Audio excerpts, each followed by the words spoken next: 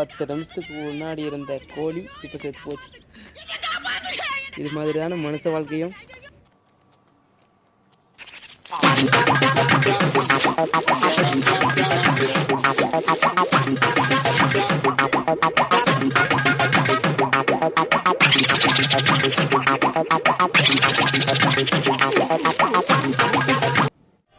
யாரா ஃபோன் பண்ணுறது, யாருன்னு பார்த்துக்கோங்க.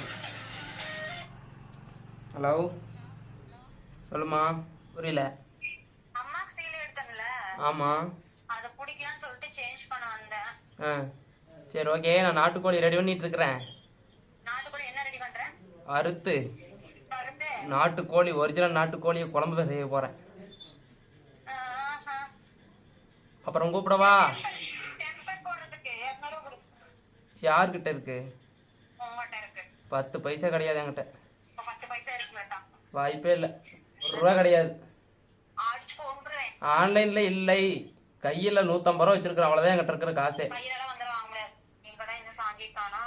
சரி வை, நான் எனக்கு வேலை இருக்குதுமாம்மா, நான் அப்புறம் கூப்பிட்றேன். எனக்கு வேலை இருக்குது, நான் இதுக்கப்புறம் என்ன செஞ்சு என்ன சாப்பிட்றது? நீ தன்னந்தனியா இருக்கிறதுக்கு நான் தான் கிடைச்சனா? இளைஞர்களோட வாழ்க்கையை இப்படித்தான் அழிக்கிறீங்க. காத்து வரட்டுமா? எப்படி சிக்கிரிக்கம் பாத்தியாப்பா?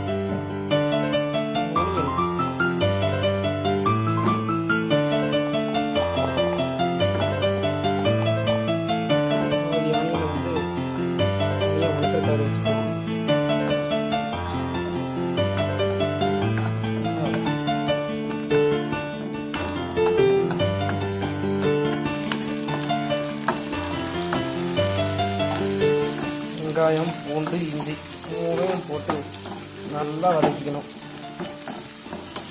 பச்சை வாசனை எந்த அளவுக்கு போகுமோ அந்த அளவுக்கு வதக்கணுங்க. நாட்டுக்கோழிலேயே பார்த்தீங்கன்னா கிராஸுன்னெலாம் சொல்லுவாங்க, ஆனால் இது கிராஸ்லாம் கிடையாது. நம்ம வீட்லேயே கிட்டத்தட்ட எவ்வளவோ வருஷமாக வளர்ந்துட்டு இருந்தது.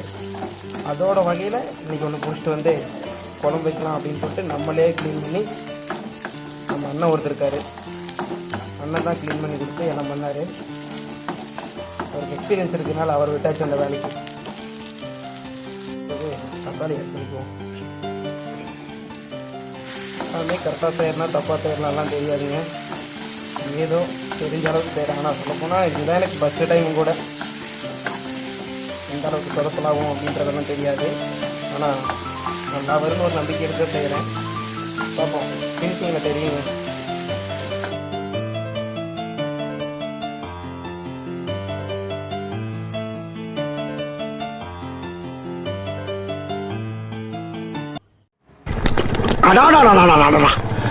அருண் சுவையின் நாக்குல உட்கார்ந்து நடனம் ஆடுது.